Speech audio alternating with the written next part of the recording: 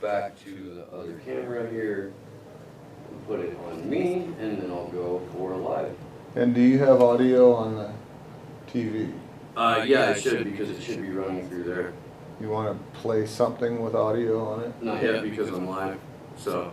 Okay. Welcome to Slow News Day Live. My name is Steve Boykin, and I am here in beautiful Boulder Creek, California, and I am very pleased to be introducing these two guests. Full disclosure, they're personal friends of mine, which I'm very happy about. But I have with me today the creators of the ecosexual movement. And we're here to talk about their work and what they've been up to lately and where they're headed. So, with no further delay, Beth Stevens, Annie Sprinkle, welcome to the show. How are you? We're great. We're so happy to be here finally, Steve. And you're on your way out and off to the city, so I'm very thankful that you took the time today to stop in. We wanted to talk to you for how many years now? It's been a couple, yeah. This has been a while in the making. You guys are so busy. Let's jump right into it. What do you have? I want to hear about the Fog Wedding before we backtrack and talk about your films. Okay. So let's start with that. Well, on February 29th, on the campus of UC Santa Cruz, we're going to marry the fog. And this wedding is being produced by Amy Franceschini and the Future Farmers. So if anyone up here listening to your podcast, I guess it's out there, right? If you're out there listening to this podcast, you would contact Amy Franceschini at thefuturefarmers.com or look at the Institute for Arts and Sciences at ucsc.edu, and they'll have all the information about the wedding. Essentially, Annie and I, for this wedding, we're just sort of mail order brides.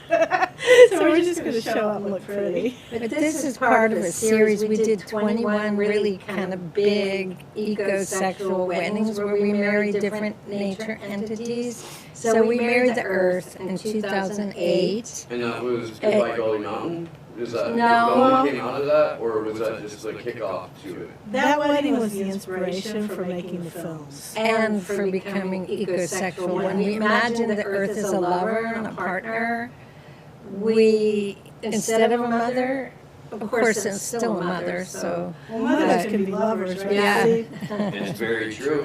It's very true. I have been accused of being a motherfucker before. Absolutely accurate. My son is proof of that. Yeah. I've got nothing wrong with But it. anyhow, we married the Earth in 2008 at UC Santa Cruz, and then all of the ecosexual stuff started. We had ecosexuality is our baby, basically. It was a word that was in circulation a tiny bit, but we pull up the manifesto here, maybe you can help us go through it a little bit. Oh, yeah. we created this manifesto, and I don't know, a year or two later, after we married the Earth, which kind of formalized ecosex into a movement. And we also redefined it and gave it our own definition. We're artists. And primarily we engage ecosexuality as an artistic practice. It is kind of crazy. I've had, just like I was saying, like pretty much exclusively activists on the show lately. And the difference between having Jeff Black and his intensity and everything that's going on in Portland and having you two on is just night and day, but it makes me feel really good about the entire field because it's, it's built by all kinds of people from all kinds of places, and it just takes that one thing to push you over the edge a little bit and say, no, I'm going to dedicate a part of my life to this. And you guys have done that both with your relationship and your work, and it's really, really cool. Talk to me a little bit about the manifesto here, like exclusively in terms of, I guess, Section 4, that you were ecosex activists. Well, we should introduce you to Butch. Butch, come here. Hey, Butch! Butch, this is our This is our dog, but he's Butch. not behaving for the camera. Oh, maybe you can get a shot of him. Butch is our collaborator. Oh, Oh, here, can you sit up Come here, here? Butch. Come on, Butch. There we are. This is Butch, who's one of our big collaborators. Watch your coffee. Yeah, Butch likes coffee a lot. Yeah, yeah, but anyhow, so that's Butch. But in terms of the manifesto, you know, Steve, we really did do this as an art project, and most art movements have manifestos. So there's the Dada Manifesto, there's the Futurist Manifesto, and now there's the Ecosex Manifesto, right? And in terms of Section 4, we're the ecosex activists. We will save the mountains, waters, and skies by any means necessary, especially through love, joy, and our powers of seduction. And we've really tried to follow that, you know, edict of our manifesto. And it's been a lot of fun. We've really, really had a blast. And, you know, I know you're going to talk about our current work later, but we just finished a 230-page manuscript of a book for the University of Minnesota called Assuming the Ecosexual Position. And it should be out in a year, so next February, hopefully by that terrible Hallmark holiday that we will not mention that starts with a V, like vagina.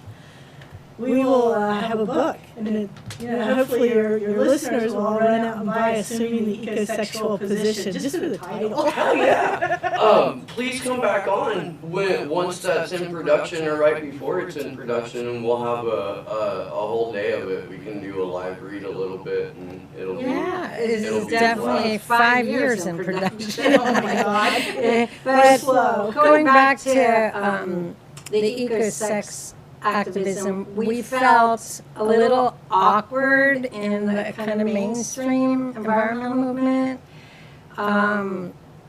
For a lot of reasons, we felt like we couldn't be ourselves. I would love to talk about this a little bit And because I've got some issues. We learned a lot from our fellow environmental activists, but we felt we needed to create a niche where punk rockers, queers, Sex workers, drag queens could come into the environmental movement and be freaky and wear costumes and be sex positive. So that was part of our impetus, because I felt like I had to I'm from sex industry. I worked, 22 years in porn and all kinds of sex work.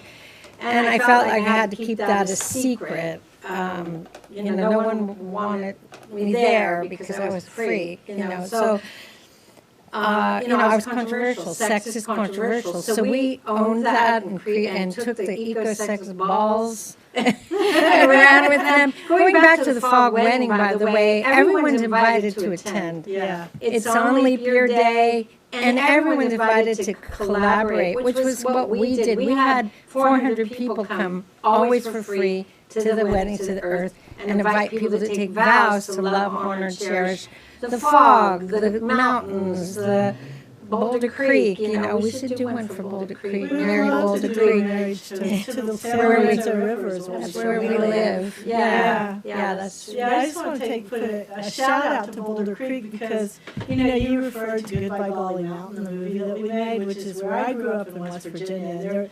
Mountaintop removal coal mining really did inspire the wedding, and it's a horrific environmental practice, or not environmental. It's a horrific coal mining practice, and so a lot of environmentalists are against it. And the people that are environmentalists that are fighting that fight, they're really brave.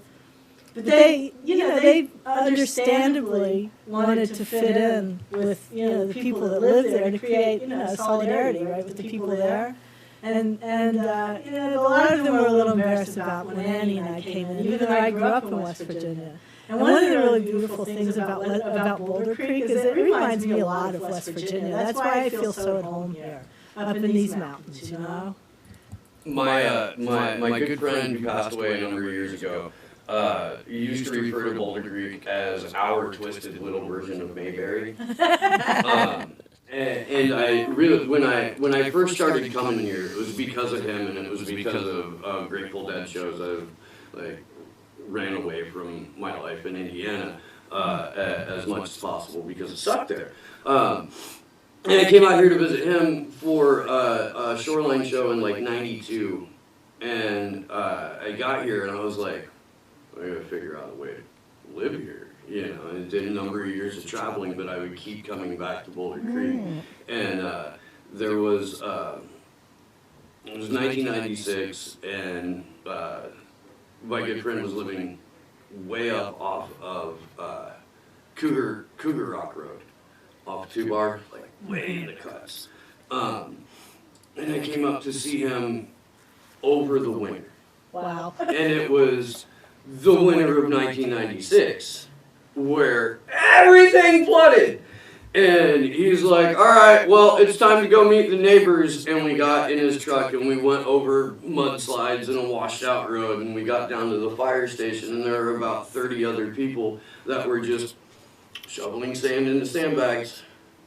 He was like, this is how you meet your neighbors. Grab a fucking shovel, kid, you know. And that was my first real introduction to Boulder Creek winter. And after that, everything else has seemed pretty mild by comparison.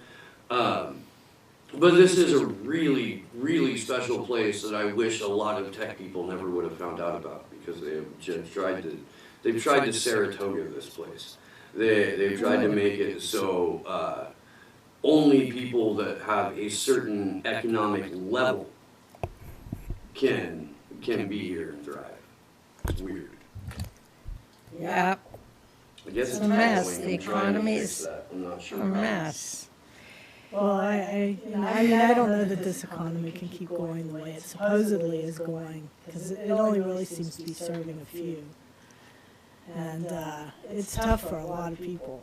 I mean, you know, we've got a big strike going on down at UC Santa Cruz because of the economy, and graduate students can't afford to live here.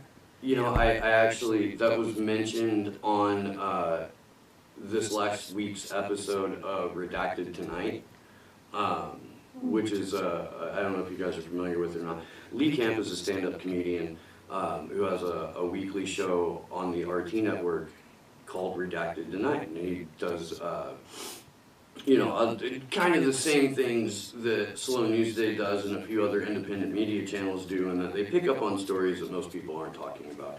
At the end of the year, he does a big year-end wrap with Project Censored, and goes through like the top 10 most censored stories of the year.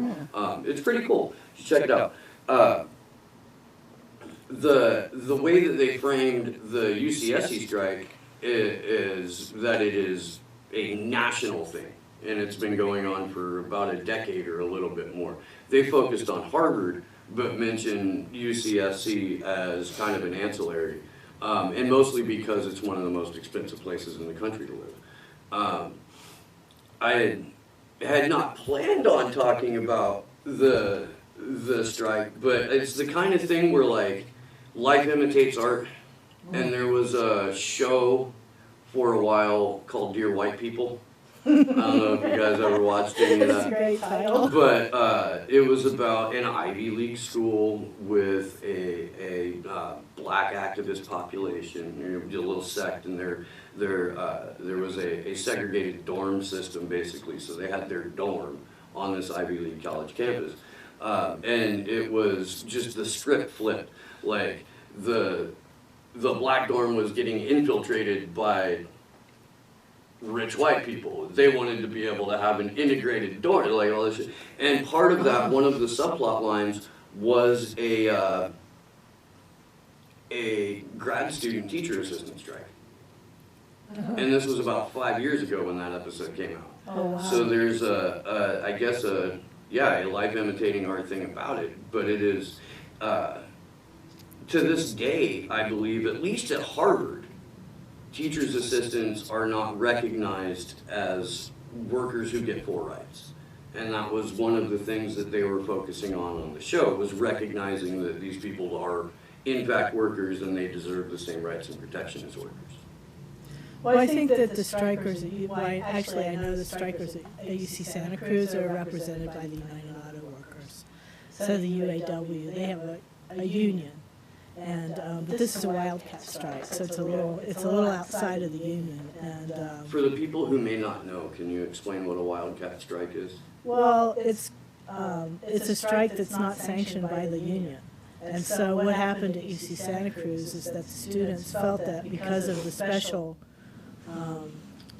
quality of the cost of living being so high in Santa Cruz, that caused them to strike outside of their union contract.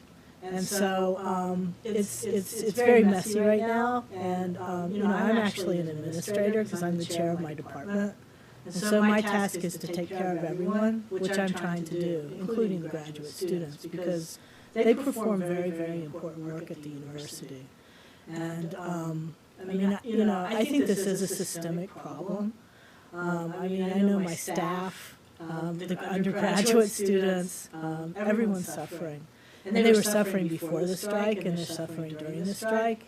And my hope is that somehow it's resolved so that everyone feels good, but I probably know that's not. It's hard to make everyone happy. I would like to see free education and free housing for everybody. Yeah. Well, actually, we have utopian conspiracies. Yeah. I do. We try to start utopian conspiracies where really good things are going to happen. Like instead of hiring all those police officers, they could have, for $300,000 a day, bought little houses, tiny houses, or a bunch of camper vans, open up a lot, and everyone has their own little tiny house or own camper. And, how many campers would $300,000 have bought, And why can't we get some tiny houses? They're building more buildings for the university, but people are living in their cars, a lot of them. It's tough. But it's also, we don't want to hurt the university reputation either. I mean, grad students are going to be afraid to come. But UC Santa Cruz is a great place, and Beth's got a class there that we shot 65 interviews. It's an online class about environmental art. It's killer. I mean, it's so good. And hopefully, that class will be opened up to everyone, and, you can hear 65 artists giving pearls of wisdom how to save the world. And so the work she does there, I'm really proud of it. I think what Annie and I do is we come from a different direction with our activism. And instead of criticizing and being angry, which, believe me, we do that in the privacy of our home, So, especially these days, because it's really tough for everyone, Steve. I feel solidarity for the graduate students. I feel solidarity for my staff, too. And like I said, I feel solidarity with the undergraduate students. And I feel solidarity with, all of the sort of, undocumented workers that are all around. And I feel solidarity with, people trying to pay their medical bills. And I feel solidarity. It is so... there are so many places to put one's empathy and one's work and things like that we kind of, speaking about how we engage with other environmental movements or activist movements, we don't really carry the anger. We try to carry the love, and it's the hope and the love that can keep a movement going, because anger burns out. And God knows there's so many reasons to be angry now, that in a way it almost seems like a plot to wear us all out, And fighting with each other. It's like people aren't listening to each other and caring for each other. They're fighting within their own communities, fighting each other, and rather than listening and building more coalitions. There's an artist, Jacoby, from Roberto Jacoby, who created this idea of strategies of joy, which in Argentina, when people were disappearing, it was during the dictatorship in the 60s and 70s. He threw big dance parties. He said, they've taken everything. Let's dance. And the same like Emma Goldman, if we can't dance at your revolution. Well, we're kind of like that. If we can't dress up and have fun and be crazy artists and be who we are, then we don't want to be. That's our strategy of joy. And we're trying to make the environmental movement more sexy, fun, and diverse, and queer, for all queer, straight, bi, we don't care, you know? Yeah. That's why we call it ecosexuality. It's an ecology of sexualities, right? And it includes like trees and birds and fish and the rivers and the mountains and the, you know, I mean, we are all inclusive because we feel like human beings really are the earth. I mean, we're made of everything the earth is made from. We're made of calcium, we're made of iron, we're made of stardust. And we just happen to have a different form right now at this point in our existence. And humans need to wake up and love the earth more because the earth is being mistreated. And you know, you don't gain power through mistreatment of others. You just don't. That's 100% true. I am going to kind of jump here a little bit because the audience is complaining about an echo. So while I play this trailer for Water is Wet, I'm going to go track down Mary and see if we can't sort that out. So I'm going to do that right now. Well, I guess I'm going to do that after I adjust the fucking camera position because we didn't set this up right. Should we start again? No, we're good. We are good. I just got to keep moving the camera every time and there we go, and there we go. Wow. That's very... Not so very long ago, two artists lived on my earth body. They were a couple, madly in love with each other. As ecosexuals, they also considered me, the earth, to be their lover too. I could tell that they appreciated many parts of me, but they were most happy in my water.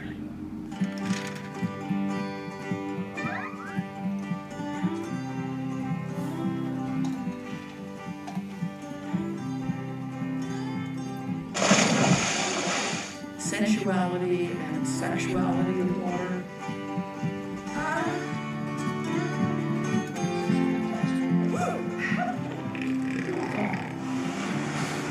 Let the water be your guide.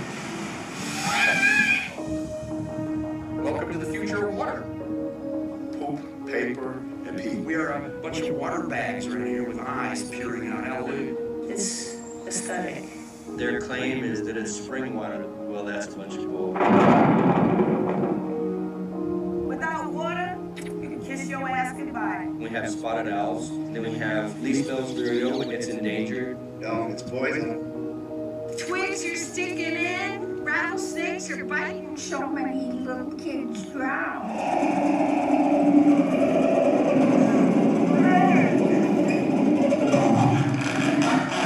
And that's something that I think ecosex really means to me, is fighting that despair with joy. We are ecosexuals, the earth is our lover. We are ski keepers, sun worshippers, and stargazers.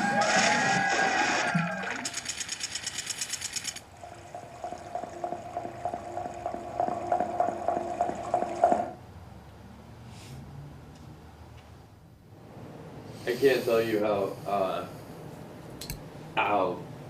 fucking much I laughed just seeing the ship float, like when it came up in the actual movie. Oh god damn it! Oh yeah, those are Ecosexual Weddings. Yeah, you can see those right on YouTube. Yeah, if you Google, I think it's on Vimeo. Oh, it is. Because it has some nudity, so. Oh, YouTube kicked us off. YouTube kicked us off. Censorship is a daily occurrence. Censorship is a bitch. But Vimeo and search Ecosexual Weddings, you can see 10 minutes of clips from some of the wedding performances we did. Here's Butch. Anyway, you'll see Butch in the videos. Yeah, no, it's for anybody who's watching or who just caught the part about the lost dog, like, Butch turned back up. And so He did. He found us again. After 5 days running around the farms of Bakersfield area. Yeah, we had a nasty car accident. There's lots of drama in the film. By the way, Water Makes Us Wet is on Amazon, so you can watch it for, I think, $4 or for free if you're a Prime member. So check it out. Water makes us wet. Yeah. Oh, yeah. It's a full-on documentary film about our road trip adventures. Learning about water, we go to water treatment plants, and we talk with all kinds of people and scientists. We interview the sea lions. We interview my mother. We've got, that was fantastic. Your mom's adorable. She is adorable. We have a couple of the stickers that you gave Janae from the San Francisco water treatment plant. Like, oh, yeah. Those are hilarious. Yeah. By the way, shout out to Janae, your partner, who we just love. Janae, who's our bookkeeper as well as a friend. And we just think she's the cat's meow. She really is. She really is. I'm lucky as shit. Yeah, you are. We're all lucky, Steve. I'm lucky as shit, too. Yeah, I sometimes wonder what I did to deserve the good people in my life right now.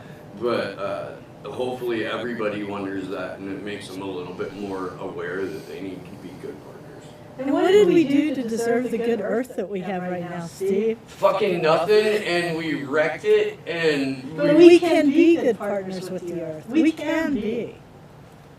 Let's talk about that a little bit, because I have a problem with, and I've spoken about it on the show many times, with greening capitalism. I don't particularly like the direction that the environmental movement has gone in partnering with large 503Cs that all have their original seed money in fossil fuels or bottled water or some form of exploitation. And I was talking to Eleanor Goldfield, who, if you don't know her, she has a podcast called Act Out, and she does another one with Lee Camp. With the name is fucking escaping me right now. But Eleanor is very inspiring, and she does performance art, and has incorporated all of that into her activism. And she was telling me, like, it's okay that these groups have bad origins because the people that are part of them are going to use them as stepping stones to further their activism. Hopefully they're not going to get stuck in Sunrise Movement. They're not going to get stuck in Extinction Rebellion, because they'll figure out the hierarchy of the structure, and then it may not be the best, and then they'll go on to form more decentralized and more action-specific, I guess, communities. And I'd like to believe that, I would, but the money that makes a Greta Thunberg happen, like the money that makes Extinction Rebellion successful, it's all fucking dirty, all of it. There's a journalist named Cory Morningstar who writes in The Art of Annihilation, as well as Wrong Kind of Green, and she has done this massive research volume on, it's called The Manufacturing of Greta Thunberg for Consent. Wow. And it is a fascinating reading, with like the guy who took the original picture of Greta in her protest, solo student protest, sitting there on the steps, had met with her parents like the 3 weeks prior almost every single day, and made this event happen, took the picture, put it on his Facebook, and tagged all of his journalist friends in it. And this particular guy, who runs a nonprofit called We Are Out of Time,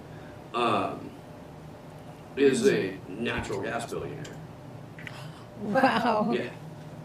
And like benefited from the Obama administration's policy of selling frack gas across Europe. And then did a side project called We Are Out of Time in order to generate more income. And what that has done is it's put the focus on I'll put it this way. At Davos this year, at the World Economic Forum, they had an entire week called New Deal for Nature. That's what it was. And what it essentially is the world's billionaires getting together that were responsible for wrecking the planet. Now they're hijacking what's left and holding it for hostage, and it's up to us to pay to get our planet back. That's coming out of the World Economic Forum in Davos. That's above my pay grade, but I can read about it, you know. Steve, I have a good friend, Newton Harrison, who's one of the original environmental artists with his wife Helen, who passed away 2 years ago.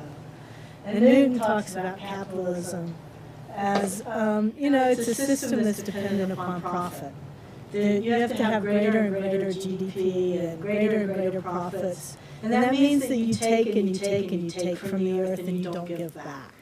And nature doesn't work that way. Nature is always reciprocal, right? Like the leaves grow, the leaves fall, they turn into compost, they feed the tree, the leaves come back in the spring. They take carbon, they make oxygen. There's all this reciprocity happening in nature that does not happen in capitalism. So when you say something like capitalism, green capitalism, we know that the minute we hear capitalism, that it just no longer works.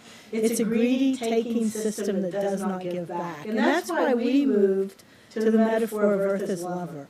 Because with the lover, you have to be reciprocal. Otherwise, the lover's going to boot you out. Whereas the mother she'll do your laundry, she'll take you back no matter what crap you do, you know? I mean, we have to really start practicing giving back. And, you know, one of those tenets is listening when people are talking, or helping people out, or, you know, the kinds of things that capitalism just has no room for.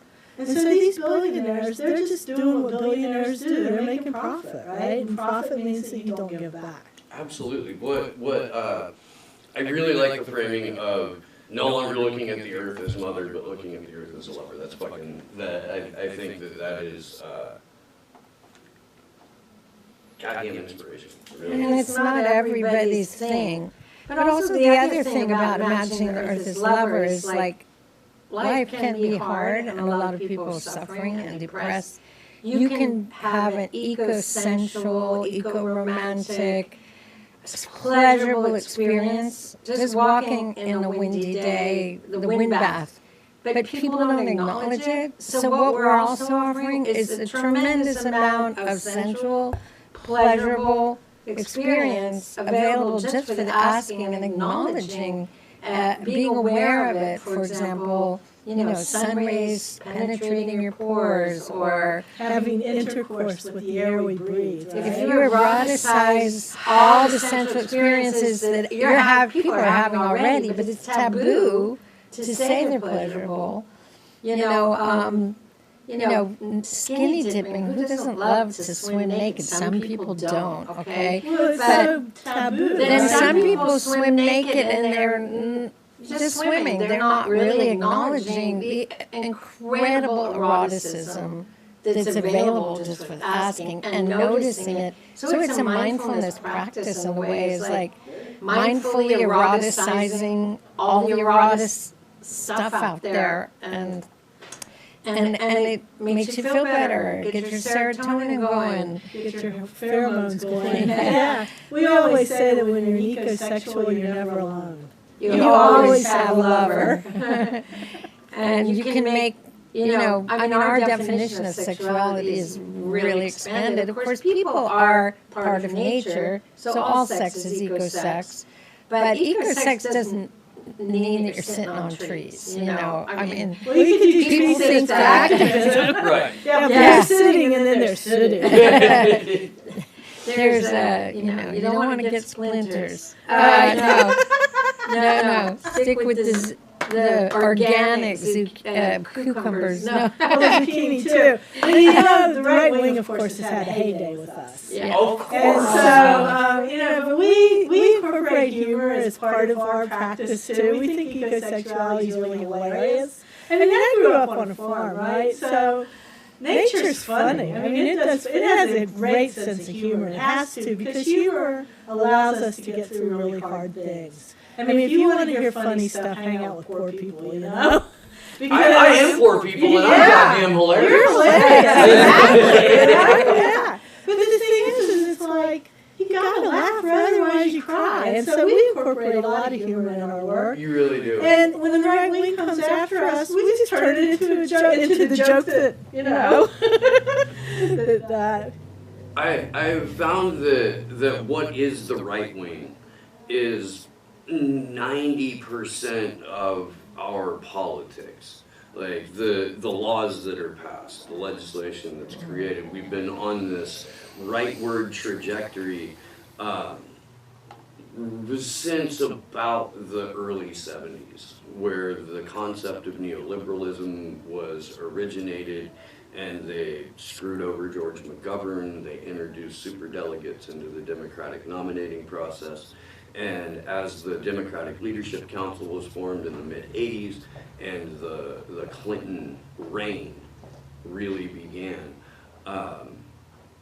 that rightward trajectory led us to a point where we had a president for 8 years in Barack Obama who won a Nobel Peace Prize and went on to start 5 new illegal wars and self-racking all over the planet and open up the war on whistleblowers and journalists that led to the original draft warrant to arrest Julian Assange.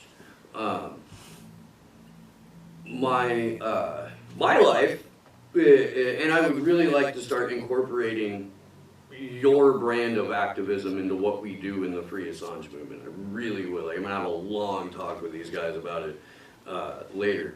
But we're gearing up towards, I don't know if you've ever watched any of the Free Assange vigils that we do. You should. They're Wednesday nights on YouTube at 7 Pacific. We've been more involved with Chelsea Manning. Beth did a protest actually at an Obama. I want to start doing teach-ins around, but specifically at UCSC about what's going on with Julian and Chelsea. Maybe you can help me out with that in the future. But we did a birthday episode for Chelsea Manning's birthday. It was like a 4.5-hour thing on a Sunday. It was beautiful. We are going, I mentioned this, but I'm going to mention it to the audience. We're going to the prison where she is being incarcerated now for, let's find out, I can tell you how long she has been there and what her fines are. Horrible. Well, the whole prison industrial complex is horrible. Yes, it is, and it is an industry. So today is day 340 of Chelsea's reincarceration. Let me make that perfectly clear, because we made this a point on her birthday vigil. She spent 77% of her adult life behind bars. Oh my God. 77%. For telling the truth. Yeah, and for refusing to incriminate herself and not take part in a legal grand jury process. 340 days of incarceration, $231,000 in fines. For the first 60 days, she was fined $500 a day that she wouldn't testify. After 60 days, it went to $1,000 a day. And this is a legal precedent in the United States where if the judge thinks she'll break by handing her more time and more punitive punishment in terms of money, if he thinks she'll break, he can keep her locked up.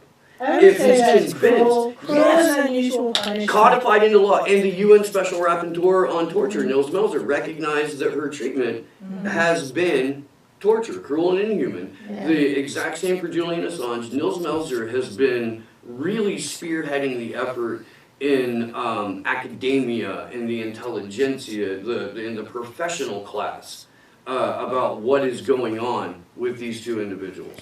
All the credit in the world to him.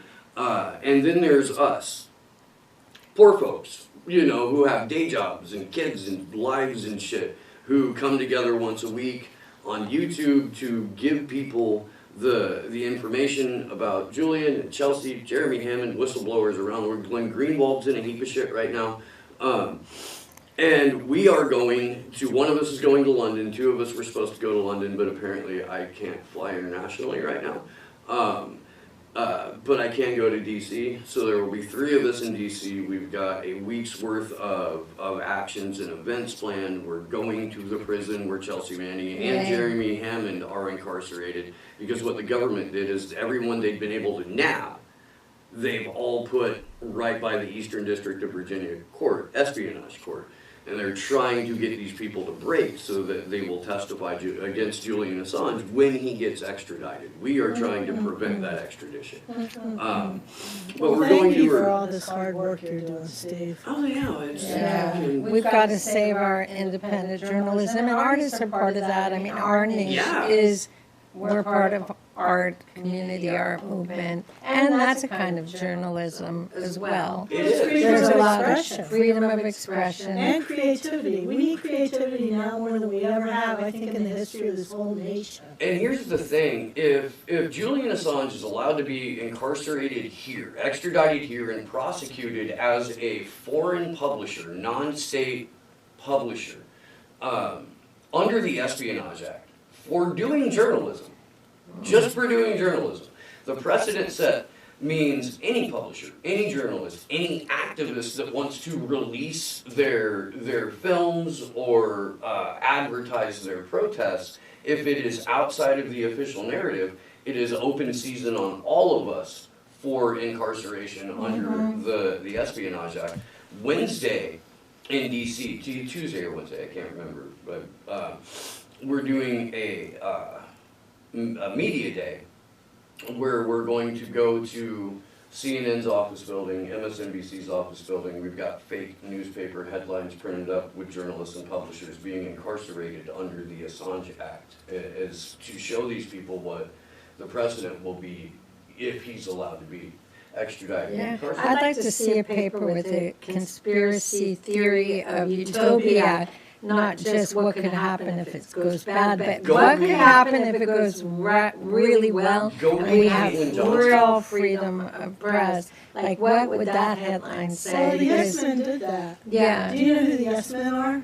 Yeah, they printed a whole issue of the New York Times about 6 years ago, and it's fantastic. About the war is over and all the good things that are happening. I really support what you do, but I also... you know, I think what we put energy into can, you know, manifest. So, I don't know. That's where we come in again. Yeah, we need it all. We need it all. We need people to look at all of it. But, yeah, I would like to do an eco-sex for prisoners workshop, frankly. Because for those of you getting arrested, you know, there's ways to bring pleasure into your body by having eco-erotic fantasies and you know, just drinking a glass of water to find pleasure in that water. And in the clothes that you wear, and realizing that, you know, even if they're synthetic, they come from materials from the earth. And to think about the people that made them, think about, you know, nourishing yourself while you're in prison with pleasure, you know, because it's fucked up. It's I've been, you know, I've been censored and, you know, stuff. Yeah, no, you've got to find. I've been locked up. This may come as a surprise to everyone, but I have spent a small percentage of my adult life incarcerated, and you have to go somewhere in your head. Yeah. You have to. And my dumbass would buy coffee with my commissary money, so I'd be awake and in jail. Like so the first time I slept for like 18 hours a day. I could make my body fall asleep for that long, and that's how I passed the short amount of time that I was incarcerated. The second time I was there for 3 months, just waiting to go to court. We all got hemmed up at a widespread panic show in Athens, Georgia. It was pouring down the rain. We were standing underneath an awning. We looked like street kids. We had backpacks. 3 cops on bike rolled up, slammed everybody against the wall. And by the time 2 of us were being searched, we wound up with drugs in our pocket that were not there until the police showed up. So I sat around in Clark County Jail for 3 months on a felony ecstasy charge, waiting to go to court. When I went to court, they were like, all right, time served. You're banned from the state of Georgia for 15 years. I was banned from Georgia for 15 years. I didn't miss it, by the way. I didn't miss it. You know, we have a piece at school right now called the Solitary Garden, and that garden was designed between the artist and prisoners in solitary confinement who had been in solitary confinement for a long time. And she works with artists to have them design a garden that would be their perfect garden while they're in solitary confinement. And it's just outside of the building of the art department. She works with the artists or She works with prisoners. I'm sorry, she was an artist. And she works with prisoners to help them imagine their perfect garden. And it's set up in a space that's exactly the same dimensions as a solitary cell. And it's a really powerful Which piece. is what, 6 by 8? 6 by 8. Yeah. Yeah. I mean, solitary confinement in and of itself is a form of torture. Yes. We know this.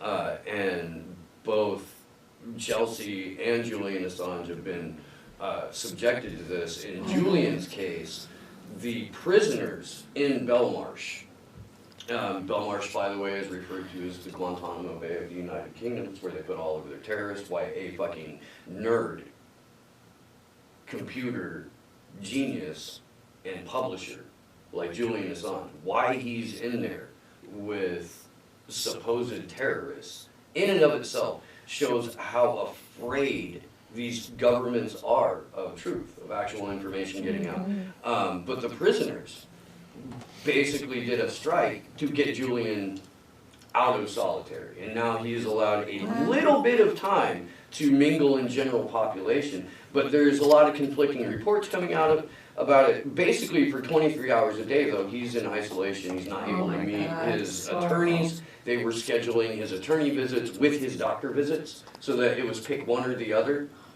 Yeah, determine the future of your life through the legal process, and you're talking to your lawyers, or go, see your doctor. That was his choice.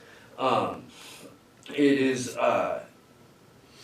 it's so insane that we're in this position to where we have to be like, no, actually, a publisher who is an Australian citizen shouldn't be charged under the United States Espionage Act, especially if you're not extending First Amendment rights to them. And that's what the Trump administration has said. The First Amendment doesn't apply to foreigners. Wow. So what would you like to see happen? Let's have a utopian vision. Best possible scenario. We win with the help of the UN Special Rapporteur on Torture and independent journalists and musicians like Roger Waters, who's putting on a giant concert in front of the Home Office on Saturday, this coming Saturday. If we come together as activists, as artists, as journalists, as people in academia, and people of the professional class, we stop the U.S. extradition of Julian Assange. He does not touch American soil unless he does so as a free citizen. He goes back and repatriates to Australia as a free citizen, and retains his role as publisher of WikiLeaks.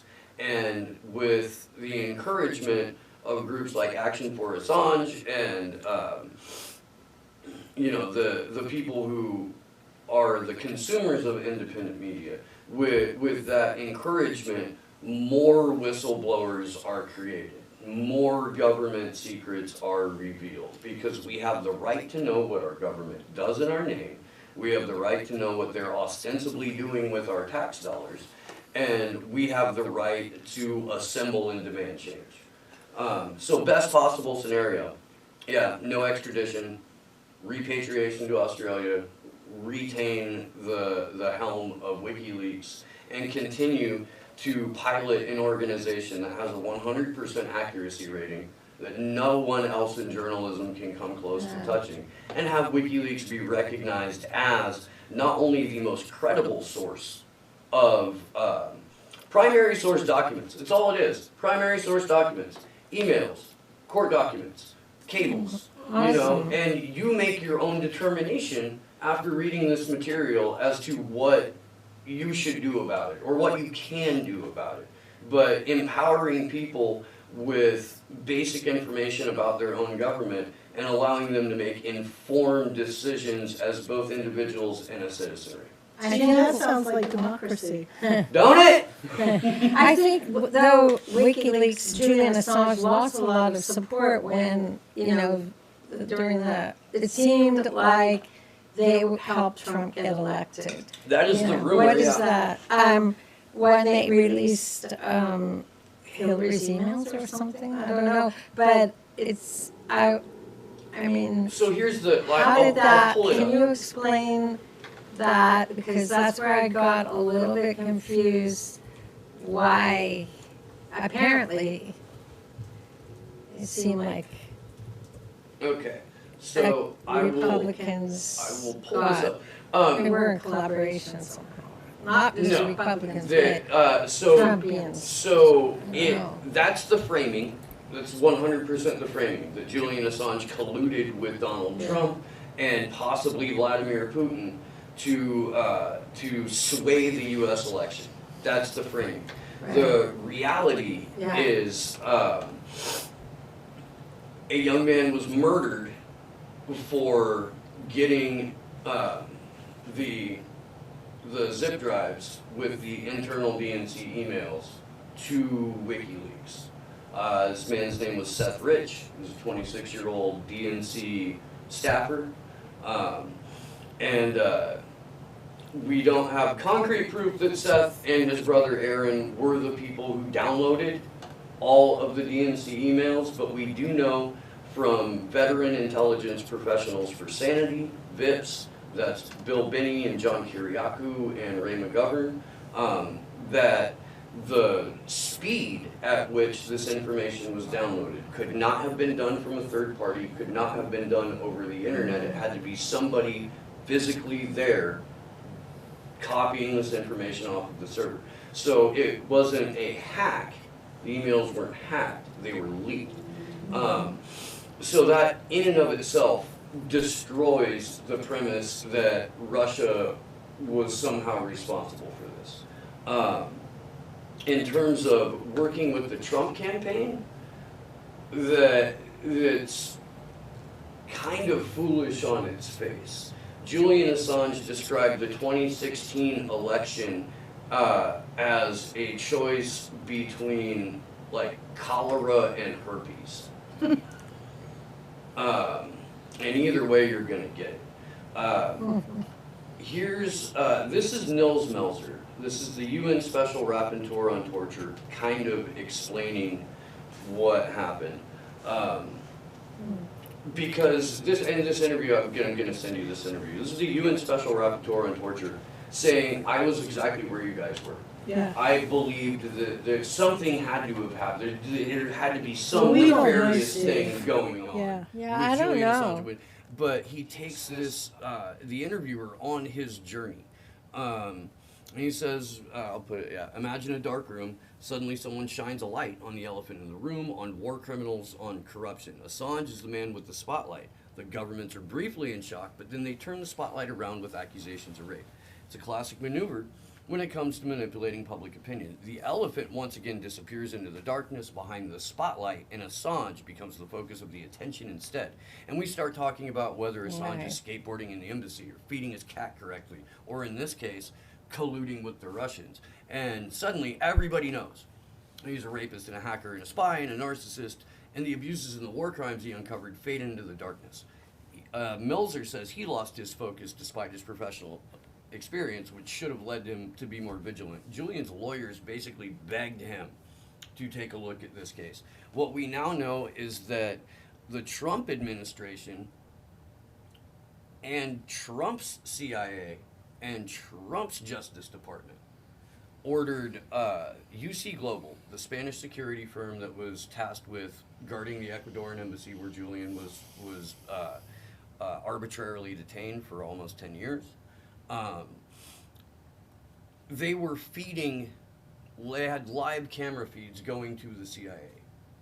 They were recording every single room. So they were colluding with the CIA. Every single room in the Ecuadorian embassy was being filmed. The women's bathroom was being filmed and sent to the CIA. Wow. Assange would take lawyer meetings in the bathroom because he didn't think that they would actually go as far as to mount multiple cameras and have feeds in there.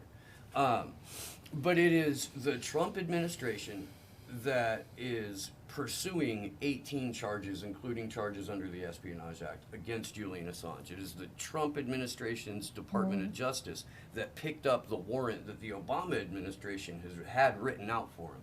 The reason he has these charges all relate to the Afghan war logs, the collateral murder video, where it shows U.S. soldiers just wasting civilians, and 2 Reuters journalists. They have not been held accountable for any of that. But Julian Assange, right.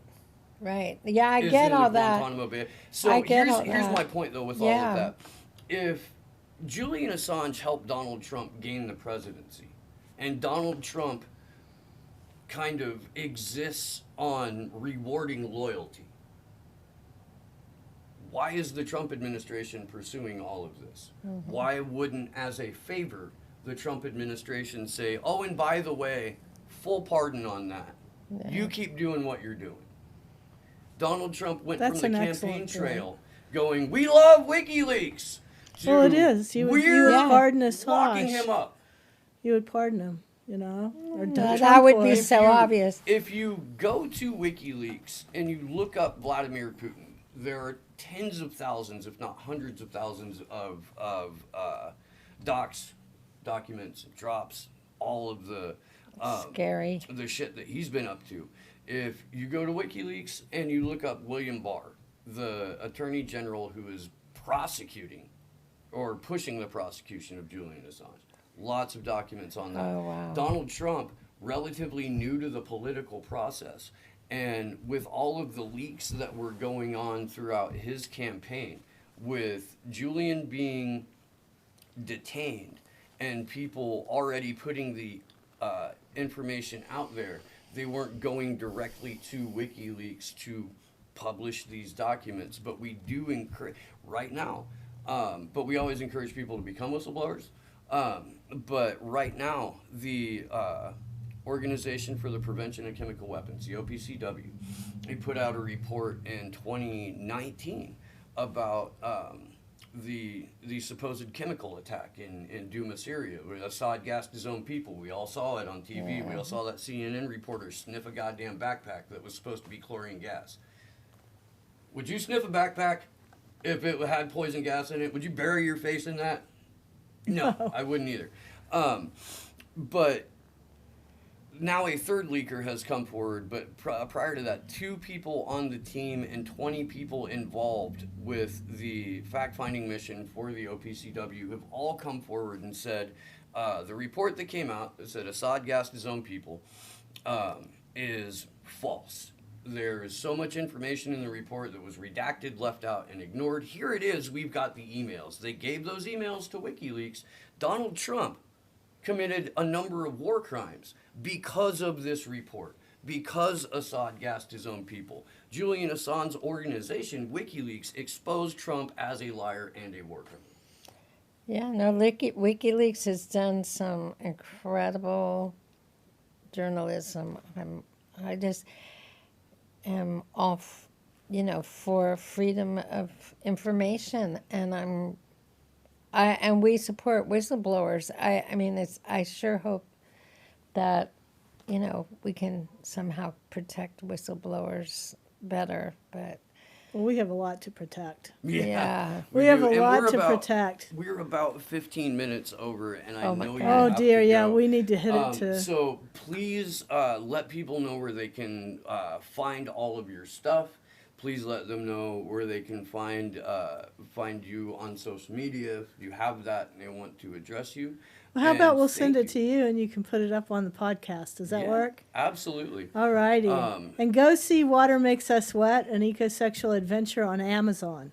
Yeah, and I'll put links to all of your films in the show notes here. And her film... Oh, don't put a link to the Vimeo, though, because our distributor will... Right, no. I'll put a link to the trailer, and I'll put a link to the Amazon. Yeah. And we've got Goodbye Golly Mountain is on YouTube and iTunes, too. It was on Netflix for a while, it was on Netflix for 3 or 4 years, and then they rotated, they rotate all their programs. So, Goodbye Golly Mountain was played all...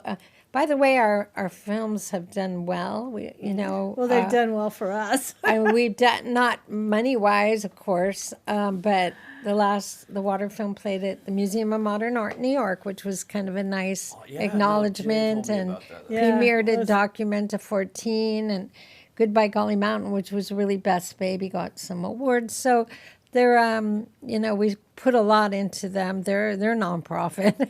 Yeah, we're a nonprofit. Our work's folks. nonprofit. We don't sell hardly anything, but we like to. It's all good propaganda for the earth. Our goal is to spread the love and That's awesome. Love. Pollinate some art. Yeah. Oh yeah. Well, Beth and Annie, thank you so much. Thank you, Oh my God, Steve. Steve! It's heavy stuff, heavy times, and yeah. we hope a little. Yeah. Shine a little light on it. Put a little love Shine a on little it. light. Yeah. Shine a little light. Thank you, Steve. Thank you, Steve. This was great. Yeah. Hi, everybody out there. Hi, and we love Boulder Creek. We want to put a big shout out for Boulder Creek, California. Yay. Yeah. Boulder Creek, where the flannel shirt is the state flag and the pit bull is the state bird and cannabis is the state flower. We got it going on here. And it's an ecosexual hotbed. Yes, really it is. I tell people all the time, like, we're sandwiched between 3 state parks. You know, there's Santa Cruz and then the ocean, where there's not a state park. Yeah, it's a very beautiful place. Don't move here. Yeah, do not move. Don't move here. What's fun is all the different kinds of people, all Yeah. that different kinds of Yeah. outlaws and non-outlaws. Yeah. That's going to do it for the show. Everyone that's watching, please go to Action for Assange on YouTube and subscribe to that channel if you're not already. We're going to be streaming content every single day during the week of Julian Assange's extradition hearing, both live from Washington, D.C. and live from London. That's going to be a hell of a time, and we're going to remember to sprinkle some love on it. That'll do it for me. I'm Steve Poikinen. This is Slow News Day, and good luck to us all. And stop.